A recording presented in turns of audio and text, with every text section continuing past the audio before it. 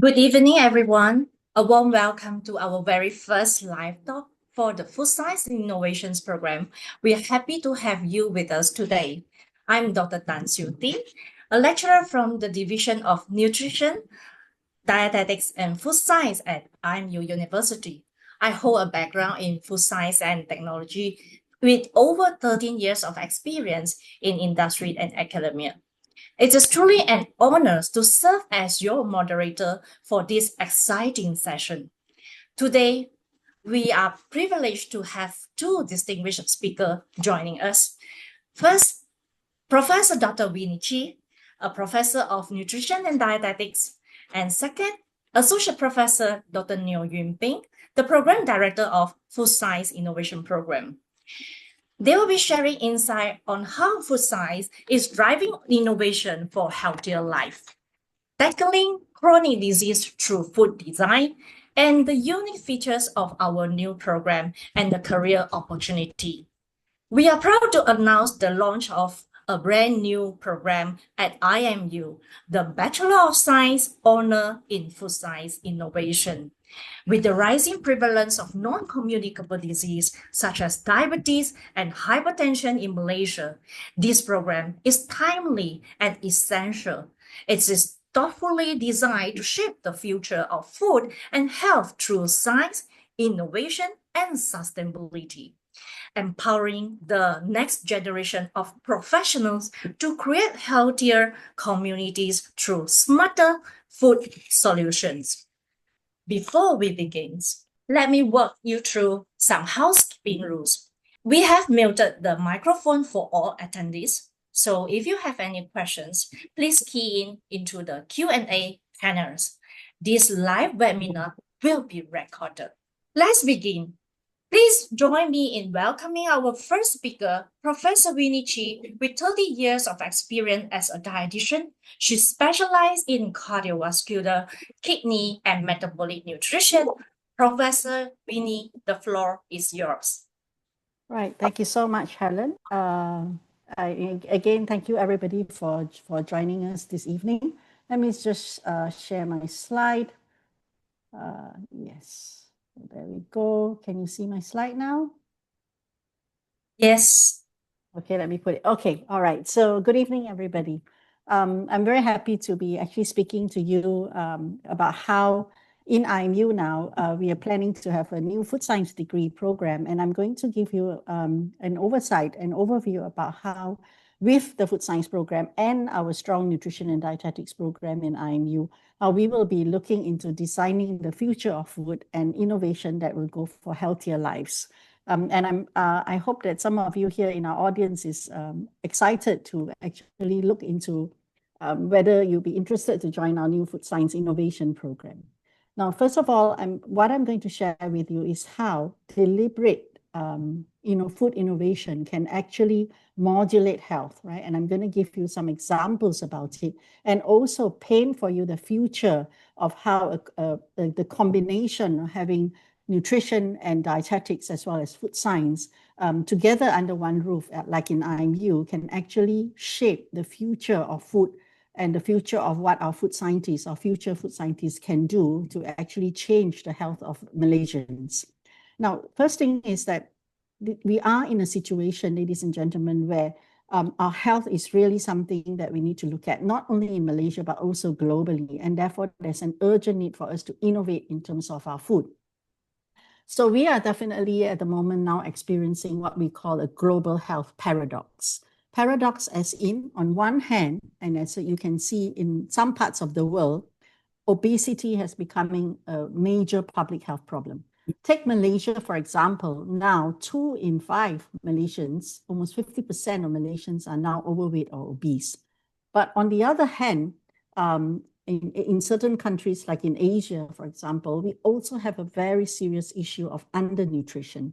Even in Malaysia, we have children who are stunted. We have people who have iron deficiency, vitamin A deficiency, calcium deficiency.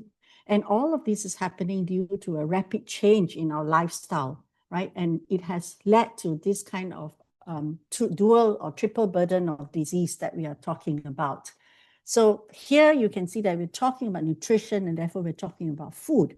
And food is not just fueling our body. In fact, I'm going to show you how food is now going to be a very powerful preventive tool that can actually solve some of this burden of diseases that we're talking about, not only in Malaysia, but also in many parts of the world. So I understand that some of you may have come from international countries beyond Malaysia, and you're probably interested to listen to how, if you have a degree in food science innovation, how you can go back to your country and then solve some of this problem that you may also see in your own country. Now, I think if we focus on Asia, we all are aware, right? We are exercising less, we're having a more sedentary lifestyle. Even in pregnancy, some of them, our mothers can have very poor nutrition, and it's going to affect the baby and the health of the baby as the child grows up. And also we see an increasing use of smoking and also alcohol, especially in the younger generation, and of course a very poor diet. And this is actually has been highlighted almost a decade ago on how Asia, if we're not careful and we continue to have such unhealthy lifestyle, we're going to have a lot of problem with non-communicable diseases. And indeed, if you compare between if you have whether sedentary lifestyle or stress or smoking and alcohol, more than 70% of the non-communicable diseases that we currently see in the world today actually can be attributed to the diet.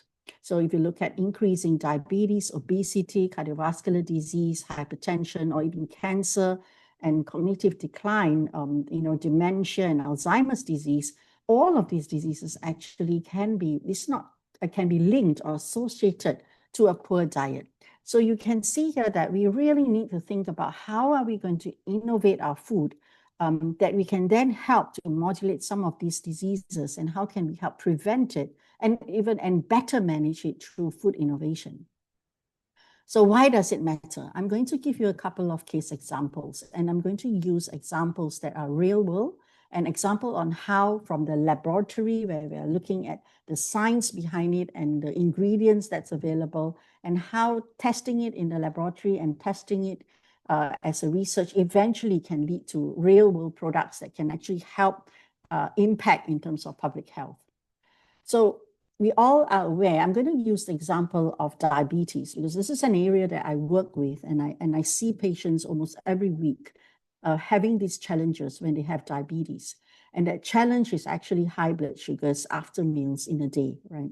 So what I'm going to show you here, now you know that currently now with technology, there is this device called the glucose monitoring device that you can see here of this man who's scanning it. There's this little dot that he wears, and he can scan and look at his blood sugar for real time, right?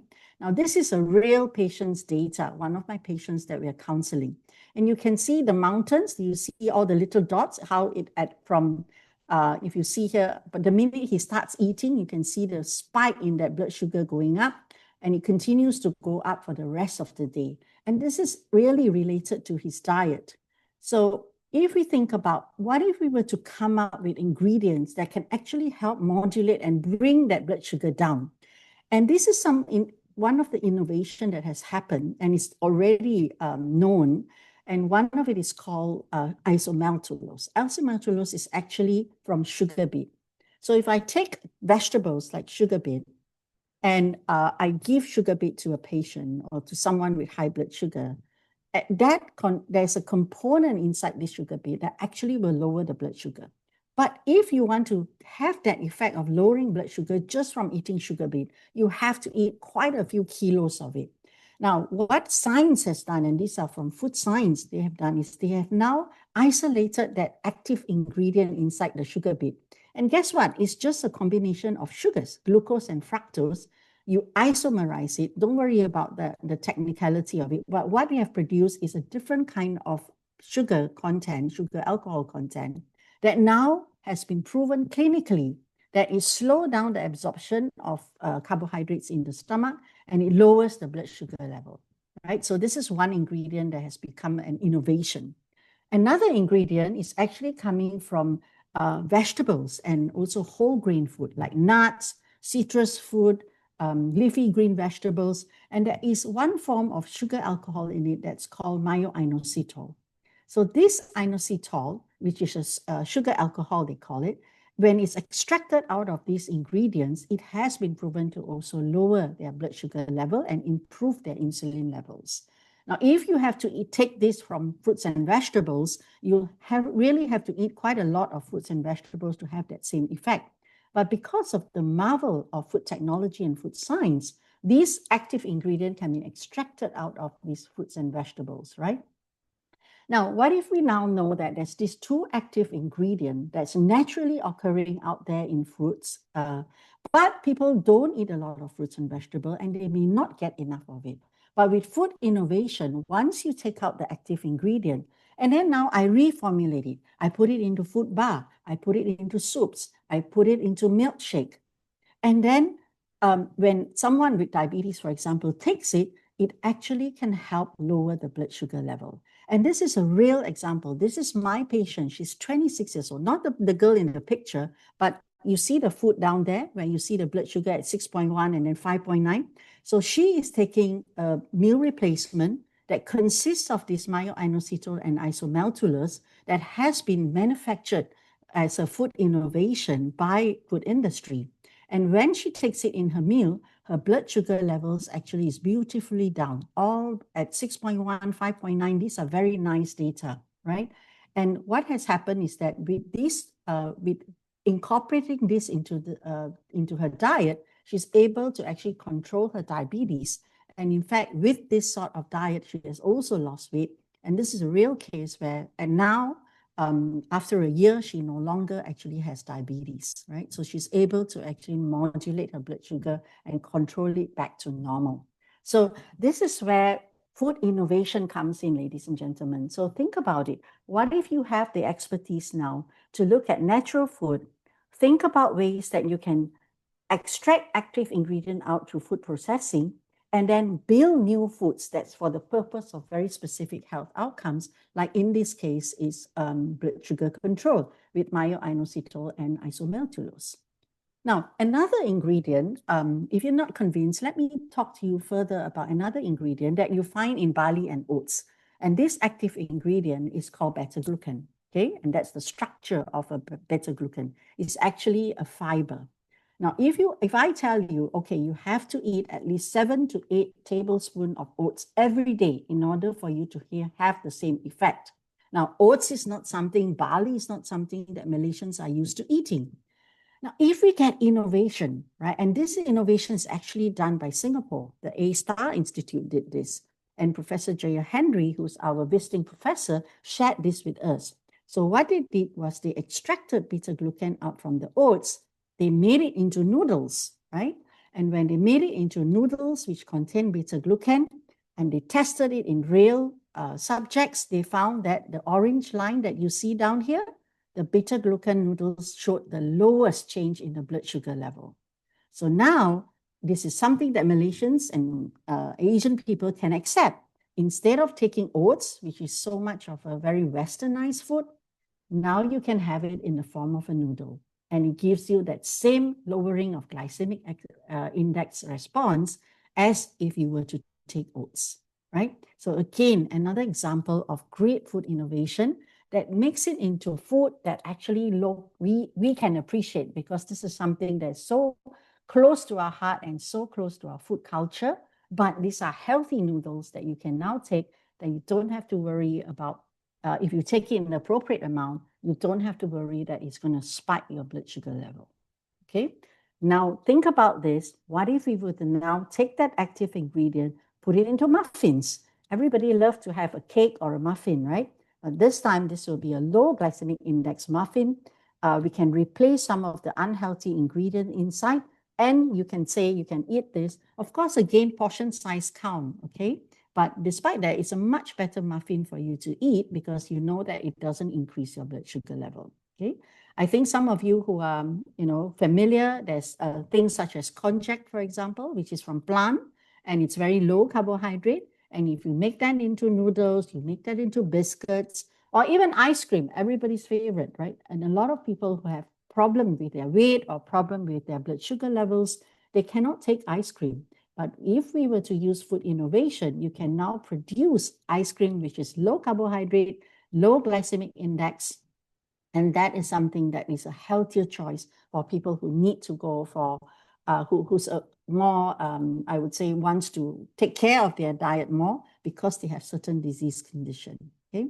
And in our food science program, we have built a mini pilot plant that actually can help students to make some of these healthier products, okay, that will actually solve and have impact on public health disease conditions and prevent diseases or even manage diseases. Now, I think many of us are familiar with the fact that now in Malaysia, especially, the government has imposed a sugar tax, right? So because Malaysians probably eat too much sugar. Now, but some of us still like to have our cola. And you have already seen on the market how food innovation and reformulation by our food industry has now come with Coca-Cola Zero, Pepsi Zero, or even I think they also have Sprite Zero, which do not contain calories and do not contain sugar. And it can actually help with control of calories, control of, no sugar at all. These are for people who still want to have that, sort of sugar sweetened beverages, but they are not really sugar, okay? So you can see here that some of these products contain the same texture, the same taste, stability, and better nutrition profile actually because they are 0 calories as well. So if we look at this, this is all come from food innovation and from research, right? Where it's science-based, they've done consumer acceptance, and it's also compliant to regulation. So it is, what is the government regulation allow them to do such thing, and it's safe for consumption. So this sort of innovation is again already done by food industry at the moment, and it's already out there. But you may want to then, when you join our program, think about how do I make that even more interesting.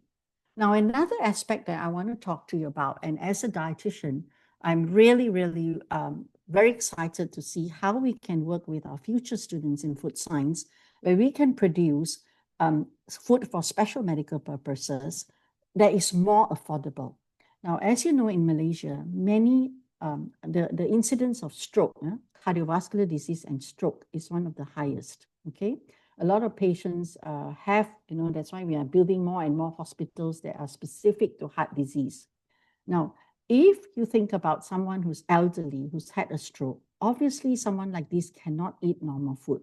So they then need to eat what we call liquid nutrition formula. So these are formulated food that contain all the nutrients that are needed for someone who's elderly to prevent malnutrition. But these are expensive, right? So not everybody can afford it. Now, what if we were to innovate and come up with a more affordable nutrition formula where it's done with real foods, okay? Meaning it's something that you can do in your kitchen. And then we make it in a safe manner, and we can actually use it for tube feeding, for feeding patients who are malnourished in a safe manner and more affordable manner. So in some countries, such as Thailand, for example, they have already done this already, but not yet in Malaysia. So this is something that I think the food science program, together with the nutrition and dietetics department in IMU, can actually innovate on such things. And that's going to have a good public health impact because we can produce foods that are more affordable, and that's also more to the palate of Malaysians or the Asian palate.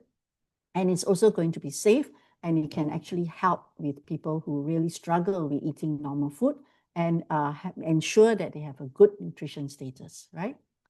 Another thing is the use of technology within the food science or food technology program is 3D printing of food. Okay, and I think Dr. Neo is one of the experts that we have who's joined us, and she will talk to you more about the food science program later. But she's also one of the people who's very interested to look at 3D printing of food. What does this mean? Well, you know your curry chicken, right? So if you have somebody who's an elderly who have a problem with swallowing, right? So if you give them something like the curry chicken, normally they won't be able to swallow it. It may choke them, and it can cause a lot of negative, they may even die from it. So with innovation and the use of food science innovation, what if we were to 3D print this food in a texture that is actually more acceptable for dysphagia patient or patient who cannot swallow food properly? They cannot swallow things which are too liquid. They cannot swallow things which are too solid. but it is in just the right texture for them to be able to eat and get nutrients. And this then can help them also to continue on with their life and make it safer for them, right? So again, there's the possibility of using such technology and the knowledge of food science for you to again solve problems for patients and have an impact onto their lives. I'd just like to finish off by also talking about, I told you just now, it's not just about being overweight or obese or having diabetes or heart disease that's a problem in our country, but also what happens if you have malnutrition. Now, lucky for us in Malaysia, our rate of malnutrition is not so severe. But in countries which are low middle income countries, there are lots of children, millions of children in this world that actually are malnourished, and due to many reasons, like war, for example, they're not getting enough nutrients at all, and many of them actually die from malnutrition. Now, this is one innovation that actually has created a huge impact in helping children to get the right nutrition, and it's actually called the Plumpy Nut. And UNICEF now uses this food, which is actually cheap to produce. It's energy dense. It contains vitamin and mineral enriched, and it's actually now designed and given to malnourished patients globally to treat that severe acute malnutrition. So the kid eats it. It's very easy for the child to eat. It's cheap to produce, and it actually overcomes malnutrition and fight malnutrition in this country. So if you're a food scientist and you're working together with nutritionists or dietitians who know how much nutrients is needed, and with your technology, with your knowledge about food science and the use of innovation, you can actually help to impact lives, right, through such innovative food.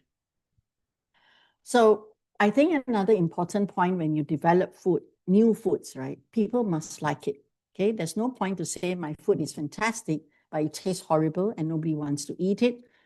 So there are things that you will learn as a food scientist, where you learn about product development, you learn about testing, you learn about sensory, and all of these foods that we produce must have shelf life stability, right? You don't want to have something that if you produce it in the morning, by the afternoon, if you don't eat it, it gets spoiled already. Right? So again, the expertise of the food scientist to know what kind of ingredients should I put in, how do I make sure that the product is stable for as long as you can, without using too much of chemical as well in the food. And also very important, when you have food innovation, the nutrient bioavailability must be there. So for example, the Plumpy Nut, if we have vitamins and minerals, how do we ensure that we use the technology to make sure the active components are absorbed and it still is effective? So one of the things that when we designed the Food Science Innovation Program in IMU is that because we know we have an ecosystem of nutrition and dietetics and also medicine at the same time, we can produce food which what we call in Malay is sehat. I think many of you know sehat means healthy. But what we say sehat, it means it's sustainable. Again, it's very important that food science and food security and also the way you do your packaging and all that should be sustainable, should not be destroying the planet, right? It should be innovative, it's healthy, it's affordable, and it's tasty. And I've given you some of these examples that's already in the real world, but I'm excited that if we have students who come in who are actually very innovative from the skills that you've learned from the food science, you're imaginative, you're curious, and then you'll be able to solve more and more health problems that we see currently in the public, right? But of course, when you do all of these new innovative food, it's very important that we also look at relevance and make sure that it's comply with all the regulation, right? And you will learn what are all the different regulations around the world, because regulation will govern to make sure that the new food that we have introduced is safe for consumption, right? And in terms of meeting targets like Sustainable Development Goals for sustainability, or you look at the malnutrition food that UNICEF is using, okay? So all of these will support national and global health goals as well. So you get a holistic global picture how food innovation cannot be just, to look at the very tunnel vision on, I think this food is, it's innovation. It's going to be able to solve certain health problems, but it must also comply with all the regulation, and it must have societal relevance as well. So this is something that we embed into our curriculum that you will learn, so that globally, as a food scientist, you can work anywhere in the world because you're aware of all of these, factors that can affect the food innovation that you've created. So I hope in this short talk that I'm giving you, that what we're doing is we're rethinking health and we're redefining food. And because of the strong ecosystem that we have in IMU, it bridges food and healthcare to address very specific health needs, the examples I've given you just now. And more importantly, it's driven by science, okay? And it's evidence-based, and we can actually deliver that health benefit that's got a lasting impact and doesn't destroy the planet. That's another big component of our curriculum, which Dr. Neo will talk about, is also the sustainability part. Okay, so I think with that, I thank you for your attention, but I hope I've given you, inspire you to think in a university like IMU, where we are actually focusing on one health, human health, environmental health, as well as animal health, how food can actually connect all of that, and how we can actually impact health through redefining and through food innovation. Okay, so I'll be happy to take further questions later on if you have any from the question and answer session later. I think with that, that's the end of my talk. I pass this back over to you, Helen. Thank you very much, Professor Winnie, for that inspiring and insightful presentation. We have learned how food can play a powerful role in reducing chronic disease and how innovative food design can contribute to better health outcome. And also she highlighted how this new program built upon the strong foundation of IMU assisting nutrition and dietetics curriculum. By integrating in nutrition, dietetics, and food science innovation, IMU is pioneering in a holistic ecosystem that aims to advance health through scientific innovation and interdisciplinary collaborations. Thank you again. So now let's hear from our second speaker, Dr. Neo, who will introduce the unique strengths of Food Science Innovation Program at IMU. Dr. Neo is a food scientist with 11 years of experience specializing in nanofiber fabrication, food contact material modification, and sustainable food processing. Dr. Neo, over to you. Thank you, Helen, for the kind introduction. So allow me to introduce a little bit about myself again. I'm Neo. I'm the Program Director for Food Science Innovation at IMU. So after listening to Prof. Winnie earlier, you might be wondering how food can do the magic, and even thinking, how can I be part of this? And how IMU is able to offer something like this by playing around with food. So that's the reason why here I am as the Program Director for Food Science Innovation to tell you more about food science innovation at IMU. So overall, the program name for IMU Food Science Innovation is Bachelor of Science, Honours in Food Science Innovation. There are 3 unique selling points that tie to this program. First, we really look into industry relevance through extended placement. So if you're wondering what do I mean when I say through extended placement, basically we implement something which we call it as 2U1I. 2U1I stands for 2 years in the university and 1 year in the industry. So overall, our students will spend a year in the industry having their internship. And what's so great about something like this? I'll tell you more later. Don't worry. Additionally, we also have very well aligned program structure. Why say so? Our curriculum are actually developed together with the industry to ensure alignment with the current as well as emerging technologies, global standards, as well as evolving workforce needs. So we actually have a tagline for this. We call it as with the industry, for the industry. I hope I'm making sense. Additionally, to echo with what Prof. Winnie has been highlighting earlier, our curriculum structure basically integrates food science, nutrition, as well as dietetics into one health. So the overall idea is we would like to create and cultivate a new generation of food and nutritional professionals that can contribute meaningfully to the public health, policy, and industry while supporting resilient and sustainable food systems. So overall, we can highlight that food science innovation at IMU uniquely actually integrates food science, nutrition, dietetics within the IMU's One Health framework, recognizing that human health, animal health, as well as environmental health, they are somehow interconnected and can seriously strengthen our future food system. And earlier I mentioned, we look into integrating food science, nutrition, as well as dietetics into One Health, and who's going to be our graduates. We would like to create experts that can seriously innovate while guaranteeing, ensuring that there will be ethical as well as sustainable food practices. So food science is not limited to just research labs as well as quality control. A lot of people actually carry the wrong impression thinking that food is just about culinary cooking. No, it's definitely more than that.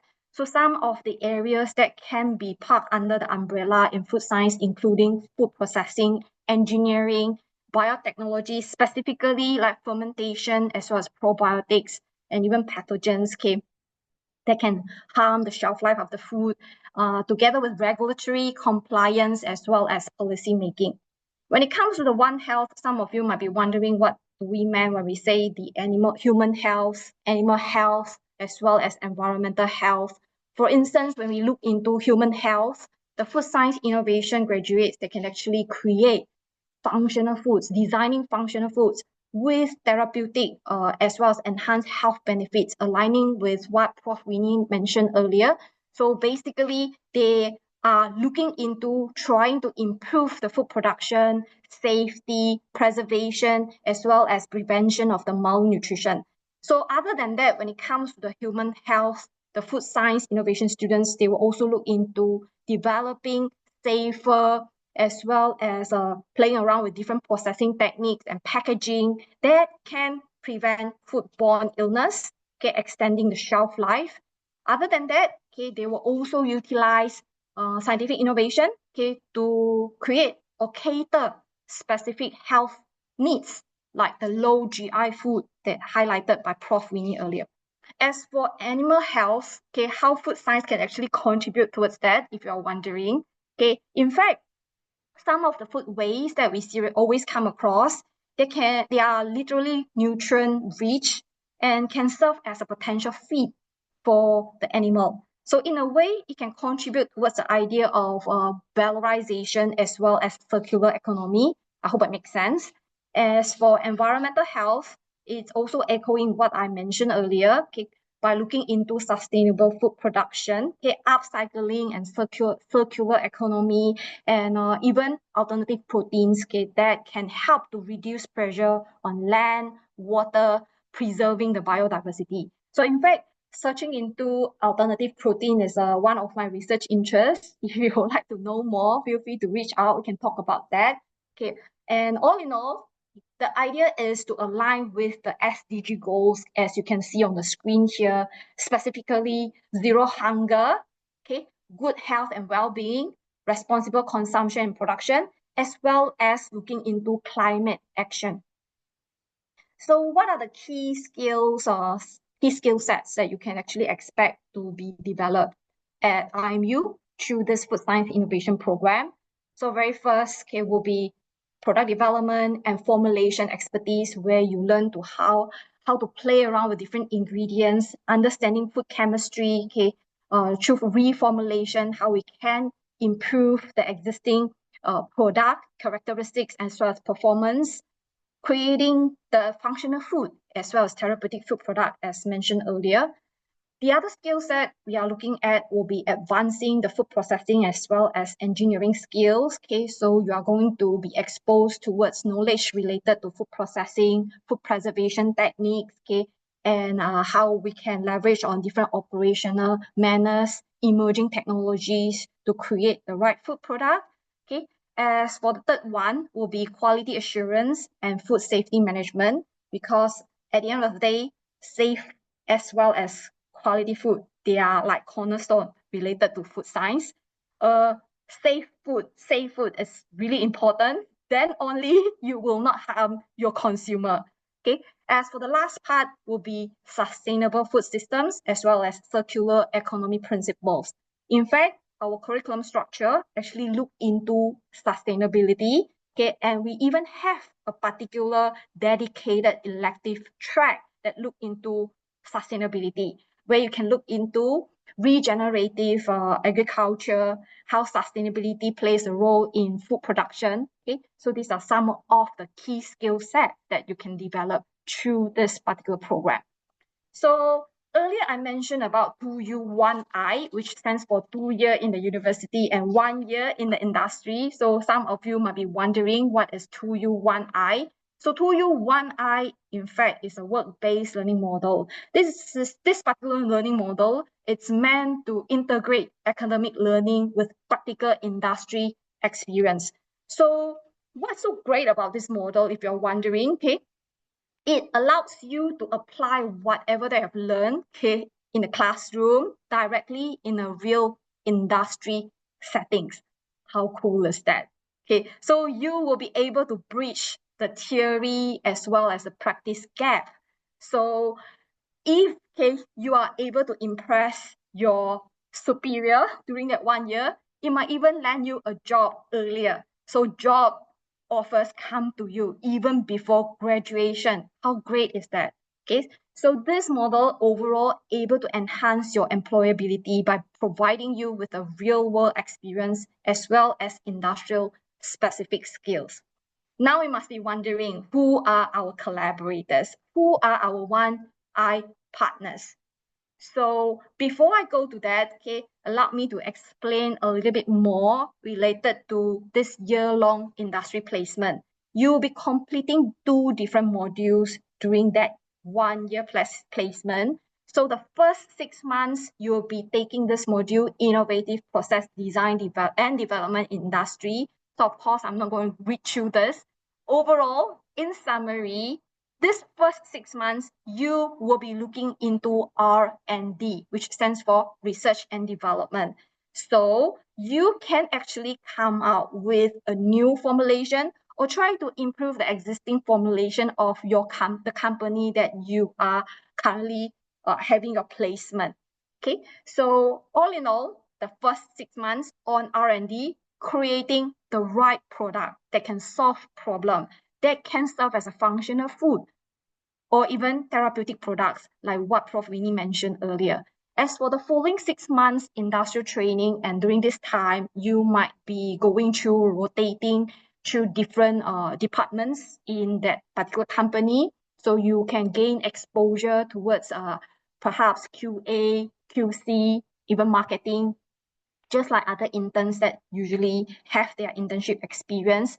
You might also be looking into the extension of your R&D projects of the first 6 months. Okay, so overall, okay, the following 6 months of the industrial training, it allows you to gain different exposure as well as knowledge, okay, like other interns. So in summary, first 6 months will be on R&D. The other following 6 months will be on different knowledge from different departments in that particular company. I hope it makes sense. So here shows you who are our 1I partners. You might be looking at only 6 right now, but don't worry, the program team is expanding the list diligently and progressively. So the current 6 industry partners with established MOUs with us, they are Fonterra, okay, Fonterra, which is huge in dairy, okay, Kerry Ingredients that look into food ingredients. They are the food ingredients supplier. Nestle, I don't think I need to explain more. Everybody knows Nestle. Good Morning, in fact, it's a functional food manufacturer. As for Sun Sun, it's a leading oil seed crusher, also a major supplier of food and feed ingredients. So the feed ingredients, as highlighted, the animal health, that's how we connect. You can connect the dots. As for Mama Me, will be another manufacturer of the functional food. So if your question is, if I join this program, okay, how can I actually join that particular company? No worries. If you would like to know more, reach out to us, and then we will explain more to you. Okay, and where does the magic happen? Okay, where will be the our lab located? In fact, the Food Science Innovation Lab is located at Technology Park, Bukit Jalil. So if you haven't been to Bukit Jalil before, that now will be the right time. Please join us during the open day, which we can show you our new lab. So what you see on the screen is, in fact, our Food Science Innovation Laboratory, which are equipped with quite a number of different facilities as well as utilities that can support different food-related experiments, okay, as well as R&D, okay, including but not limited to chocolate, baking, okay, packaging, okay, cooking, freezing, and of course some basics food analysis and characterization. We also have a sensory lab that allows you to run some consumer and sensory analysis. In fact, our program structure actually comes with a particular elective track that is specifically dedicated to sensory evaluation. So if you would like to know more, feel free to reach out as well. Now here comes the career pathway. So what can you do upon graduation? So there are various pathways that you might want consider to venture. It really depends on your interest. So for instance, if you would like to go further, okay, by having a postgraduate degree, so it's totally possible. And of course, industry, government, and if you are into business, you can also look into Masters of Business Administration or even Doctor of Business Administration. So overall, given that the first degree is on food science innovation, and of course, the areas as well as scope of work will be circling around food industry. So you're looking at food beverage industry, agriculture and agri-food sector, okay, because the upper stream of food science will be agriculture related, okay. So you can look into post-harvest processing, okay, if I make sense. Fermentation industry, as I've mentioned earlier, okay. Production of probiotics product, okay, or even soy sauce is a type of fermentation product. Consulting and advisory services, food retail and hospitality, environmental and sustainability sector, government and regulatory bodies that you can serve as a consultant, as well as academic and research institutions, which means that you might want to be a lecturer if you have looked into postgraduate pathway, if that makes sense. So on the right summarizes some of the potential job, okay, that tied to this particular program. Okay, so they are circling around quality, research and development, sales, as well as marketing. Okay, so it really depends on your interest, okay, what you would like to venture. So there are various career pathways that make available to you. So if entrepreneurship is something that it's really in you, okay, there will be entrepreneurship opportunities as well. In fact, our program structure comes with a particular module, okay, that looks into entrepreneurship.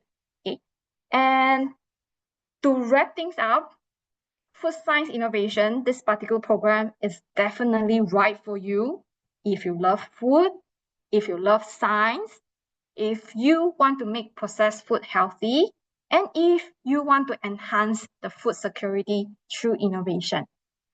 And with that, which marks the end of my presentation, I welcome any questions, okay, and back to you again, okay, Dr. Tan. Thank you very much, Dr. Neo, for the engaging and forward-looking presentation. Dr. Neo's presentation offered truly inspiring insight into planetary health and One Health approach and sustainability. She has highlighted the uniqueness of this food science innovation program, what is 2U1I, and with the industry for the industry curriculum, and also the integrating food science, nutrition, and dietetics into One Health. Again, thank you to both of our speakers today. So now is the time for our Q&A session.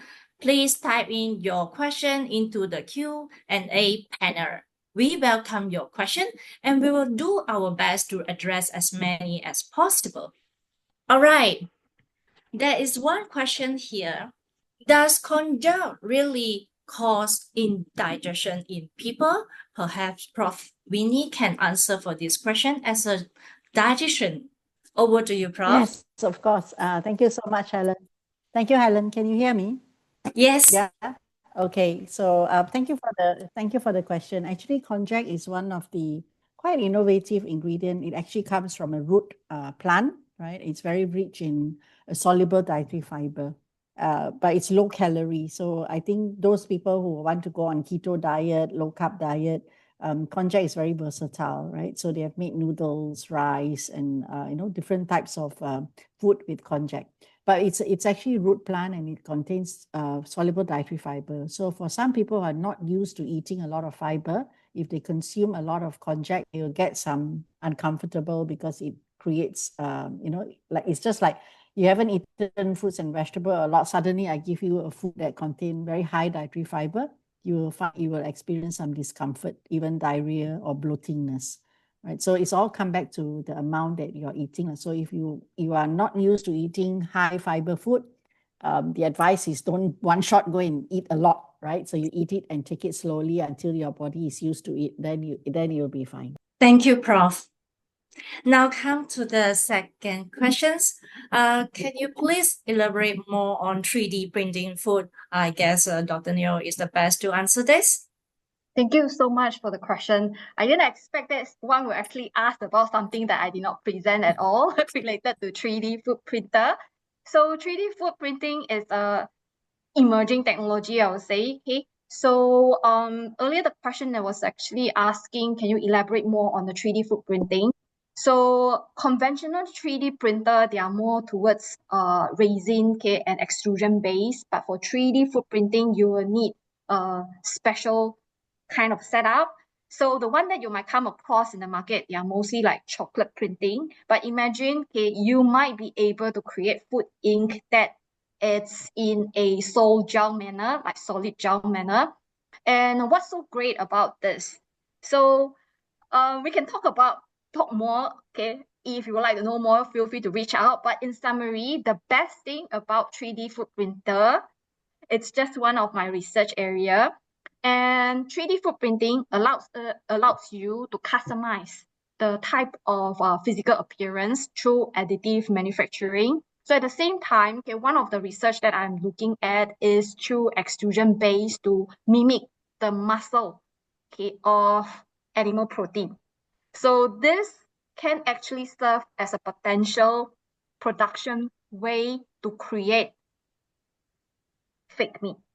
So again, I would not want to hog the session, but I hope it helps to summarize what will be the application of 3D food printing, okay, and how it relates to food science and technology. And overall, it requires understanding on the materials, how we can play around in order to create the right fluidity. Back to you again, Helen. Thank you, Dr. Neo. If I can add on, actually 3D food printing, I mentioned in my talk for dysphagia patient. Yeah. Right? So using the technology, you can actually produce the right texture so that someone who cannot swallow food get the right texture, and that will help them to be able to enjoy the food without choking. So that was one of the use of using 3D food printing. And this technology actually has been tested in Singapore in one of the hospitals, where they use this technology to produce the right type of texture for patients who cannot swallow, like the stroke patients, for example. All right, great. Thanks, Prof. and Dr. Neo, for your answer.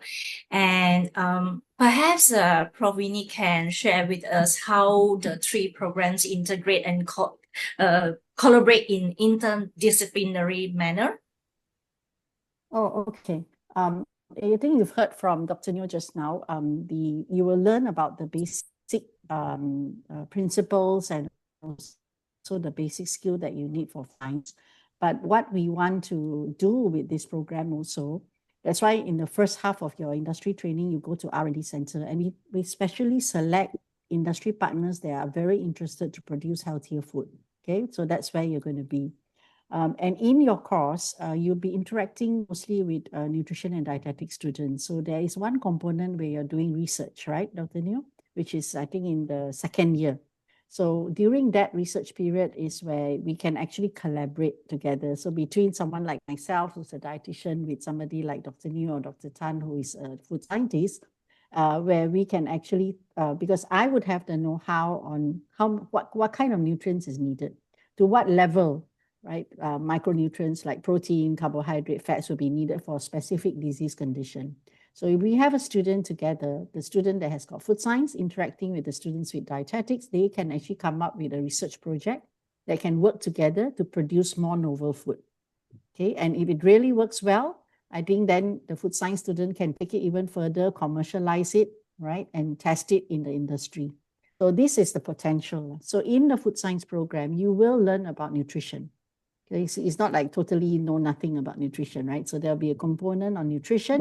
You will also learn about what we call modified foods, food for special medical purposes. So we will know what is needed, and therefore, how do you then use your food science knowledge to produce more novel food and more innovative food that can impact greater. Okay, so I think that is what you have that opportunity, because we're all under the same roof. You'll be learning together and getting lectures not only from food science lecturers, but also from nutrition and dietetics lecturers as well. Okay, thanks, Prof. So here there's one question asked about how does sensory technology help in food technology in terms of sensory part of food tasting? Perhaps Dr. Neil can answer this question.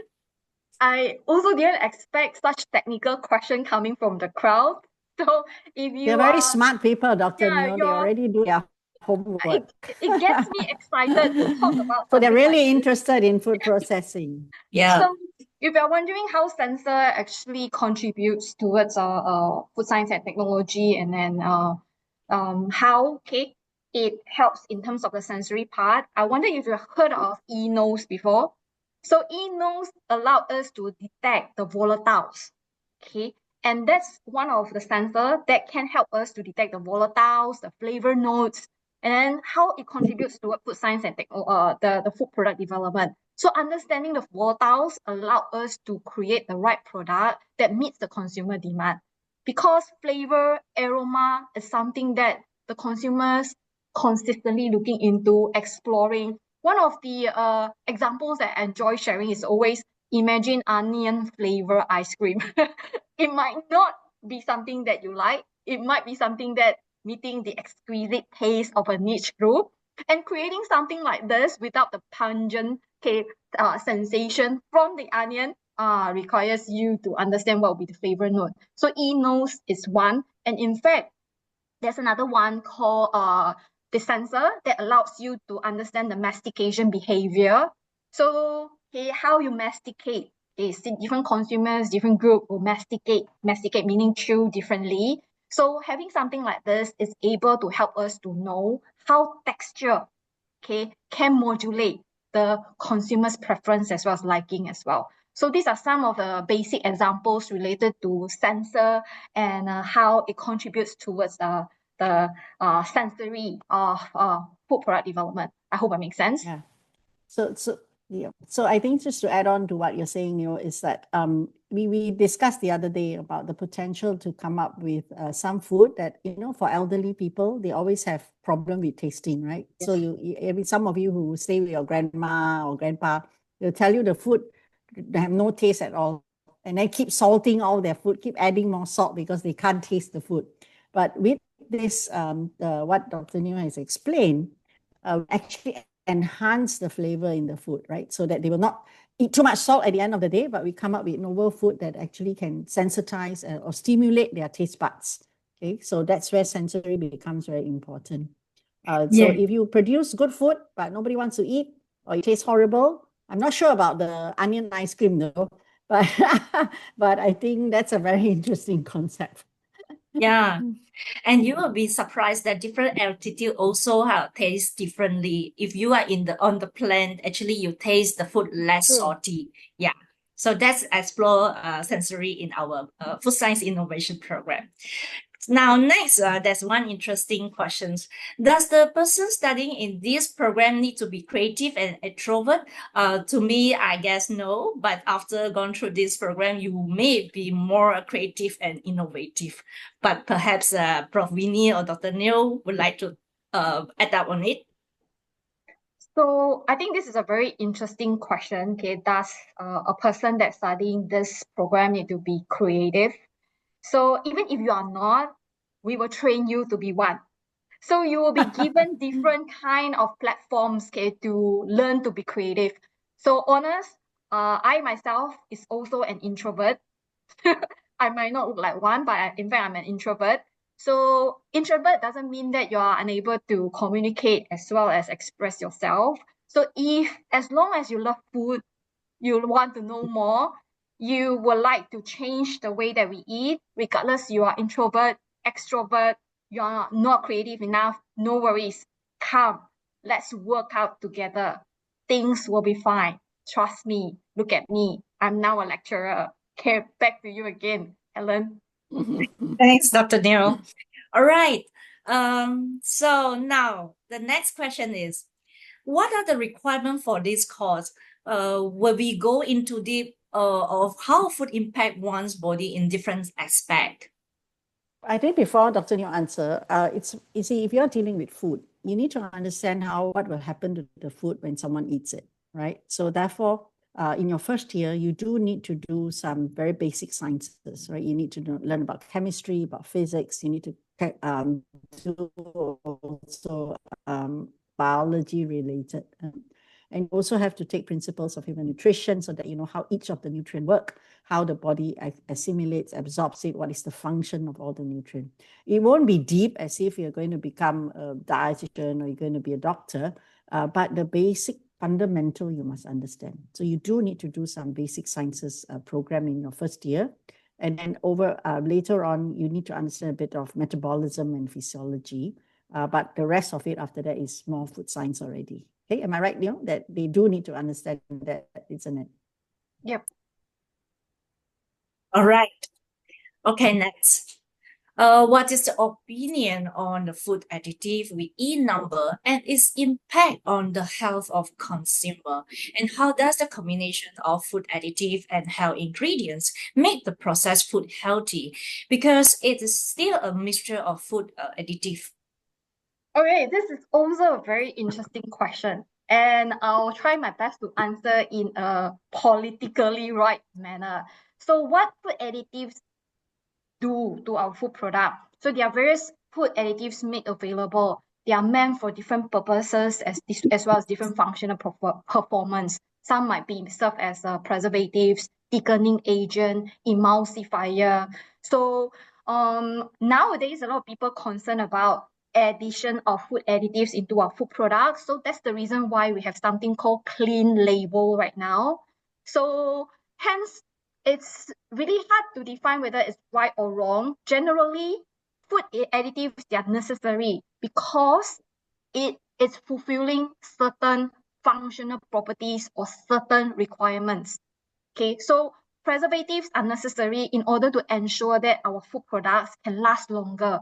Emulsifier is necessary so that we can mix water with oil.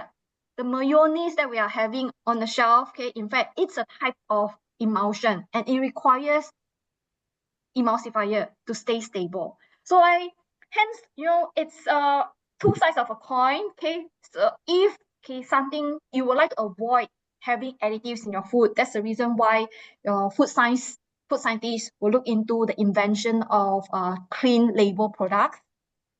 But at the same time, the manufacturer, if they would like their products to have a longer shelf life, able to travel further across the globe, you can't really avoid usage of food additives.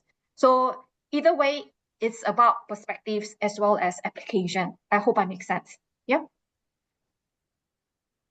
All right. Thank you, Dr. Neil. Yeah. I think Yeah, from a nutrition perspective, you need to have balance. I know that many of us have been listening to a lot of social media that talks about how bad is ultra processed food. Okay, and in fact, you just had a a dialogue, a policy dialogue a couple of months ago on ultra-processed food. Yes, there are certain processed food which are really unhealthy, and that's because they've got too much sugar, too much fats, too much salt, okay? And also additives. But additives do serve a purpose, as what Dr. New talked about. It's about balance, really, So we should, if you want to fully just go on whole foods, it may be challenging for some people. So that's why innovation comes in. This is where you want to produce processed food that is healthier, right? And that is what this program is all about. If you understand to define what needs to be healthy, right? For example, you've got a product that's got the wrong type of fat. How do we now make a product that's got healthier fats, that's going to impact and not impact your cholesterol level, that's going to help lower your cholesterol level? Okay, so innovation then comes in. Okay, and in our daily life, you need to have, I don't think there's anybody here who say, I go through life without eating a single processed food. You'll probably be quite nutrient deficient at the same time. Okay, so it's hard to get everything through just one food.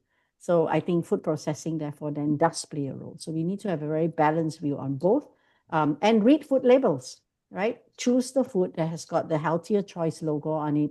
Choose the food that has got better ingredients, more nutrient dense. That is the sort of food you want to have in your diet. That's from a nutrition dietetics point of view. So it's a balance of both. And that's the beauty of our program. So you'll have right understanding of both sides. Not too skewed towards processing, but at the same time also understanding the health concept of things. I would like to add on that I think it showcased the different, the beauty of this, because as a food scientist, I actually hold different opinion. So that's how, we clash and then we make things happen. And it also showcased the difference between coming together to find a solution that is meet some of the health needs and at the same time also meet some of the food science needs. Yes. Which gets me really excited right now, honest, Prof. That's Back great. to you again, Helen. Yeah, true. Yeah, and one more question, I think Prof can answer the best because you are the dietitian. Is rice actually as unhealthy as what his father say? He cuts rice out of his diet but ate bread instead of. Anyway, he gained a lot more weight with the rice, I guess. That's going to be a whole lecture about how diet affects weight. Yeah, but rice or bread, both are actually carbohydrates. It's the type that you're eating, the amount that you're eating. Yeah, you gain more weight eating rice because we don't just eat rice. We also eat a lot more other food that goes with the rice, right? And sometimes when you eat bread, you don't eat bread with with a lot of side dishes. So it's all about calories at the end of the day. All right, thanks, Prof. So which company can graduates apply to? Actually, it's all the food industry company that you can apply this. After graduate from the Food Science Innovation Program.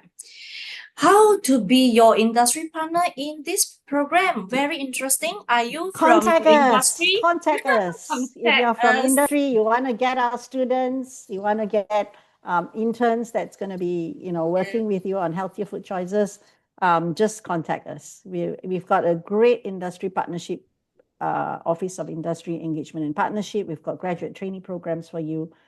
Please drop us an email and we'd love to talk. Yes, thanks, Prof. So do I need to register with any council or body to work after graduation?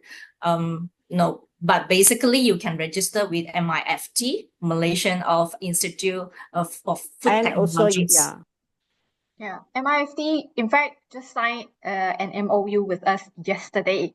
So exactly. Okay, so they value our program, which is a good start. And if you are IMU Food Science graduate, you can actually be a MIFT student member, and after a few years of working, you can be a professional member. So there are also some other body or MBOD is one, I think. MBOD is also one, Malaysian Board of Technologies, which you can be a registered food technologist. Additionally, I wonder if you heard of something called food analyst before.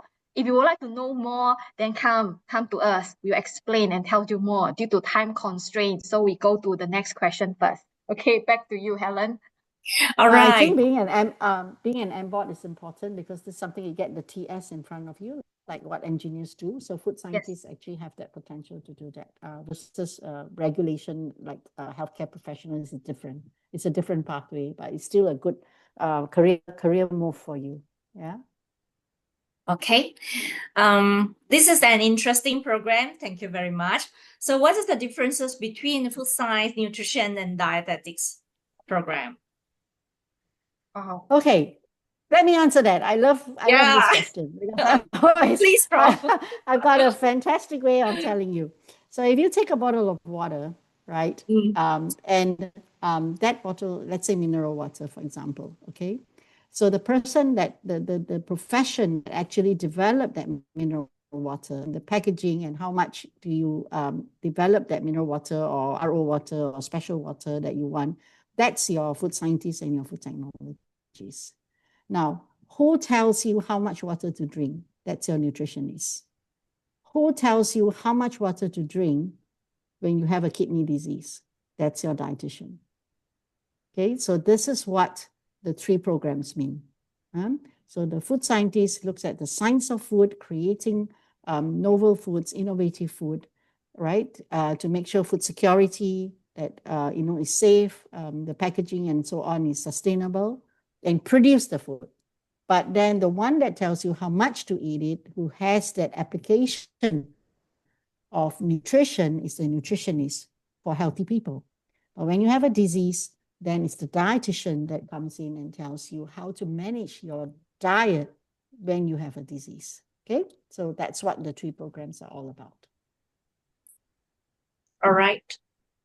Yeah, this is a good explanation. Differentiates how And they're the all program yeah, differ. and they're all under one roof. Yes, you Yes. can think about what are the programs you want to do, which one that attracts you, all under IMU. Okay. So another technical these questions.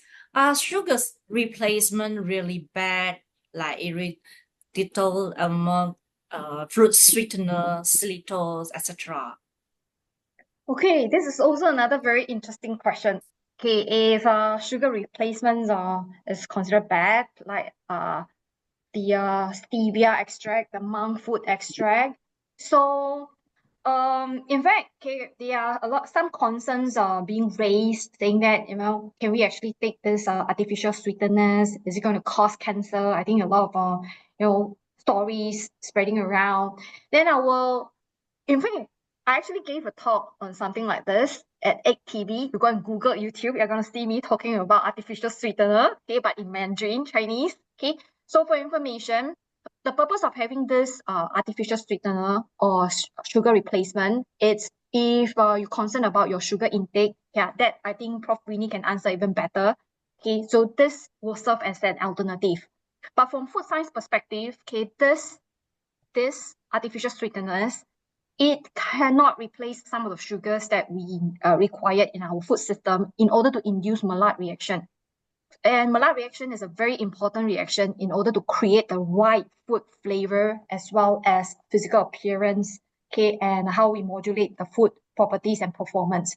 So hence, okay, I would say that sugar is important, okay, because we need this when it comes to food chemistry to create the right food texture, okay. And if you're concerned about the sugar intake, you would like to go for sugar replacement, it's not an issue as long as you are taking it in moderation. Okay. I hope this helps to answer. There are various sugar replacement made available. And I also like to highlight, feel free to Google again, YouTube. Okay. You are going to see my talk related to sugar replacement in Mandarin, despite that was some time ago. Okay. And yeah, back to you again, Helen. Okay, thanks, Dr. Neo. What would students be doing during the industry placement? Yeah, the 1 year of industry placement. Okay, earlier I mentioned the students you will be spending a year in industry. So the first 6 months will be focusing or circling around R&D related projects, okay, which you can actually reformulate the existing products of your the company that you are attached with, or even something that is totally new. But the first 6 months will be on research and development. As for the following 6 months, it can be different type of jobs and roles. Okay, depends on the planning of your superior. So it can be, for example, quality assurance, quality control, marketing analysis. It can be plenty. So at the end of the day, don't worry, everything is actually in place and well planned, because we have industry coordinator that is being appointed to look into this. Okay, I hope this helps to clarify. Back to you again, Helen. Okay, so will there be laboratory session for this program? Definitely, yes. We have a lot of practical session for this. And does it mean all the program structures will be covered within 2 years, or will be classes during the 1 year of industry placement? There's no more classes during the industry placement from our university side, but there would have some theory component to be covered during the first 6 months of the placement. Okay, I think that's all for today. I mean, due to time constraints, these are the questions that we can take up and answer. For those we are not able to answer today, we may reach you out through email. Before I again end this session, let me share with you some information. Please welcome to our open day this Sunday, 17 August. Here are some exciting highlights for our upcoming open days. All right. And we are pleased to offer an early bird discount of up to 20,000 ringgit Malaysia for those who enroll in our food science innovation program during the open days. This is a fantastic opportunity to kickstart your journey in food science with significant saving. And it is a great opportunity to explore this food science innovation program further, and why IMU is the right choice, along with others such as nutrition and dietetics program. Be sure to visit our booth to learn more about the program, meet our faculty, and explore how food science can shape a healthier future. Thank you once again for joining us today. We hope to see you this Sunday. Until then, take care and goodbye.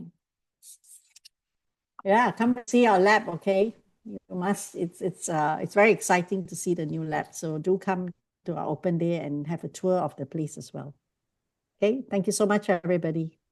Thank See you you. around. Goodbye. Bye. Good night. Good night.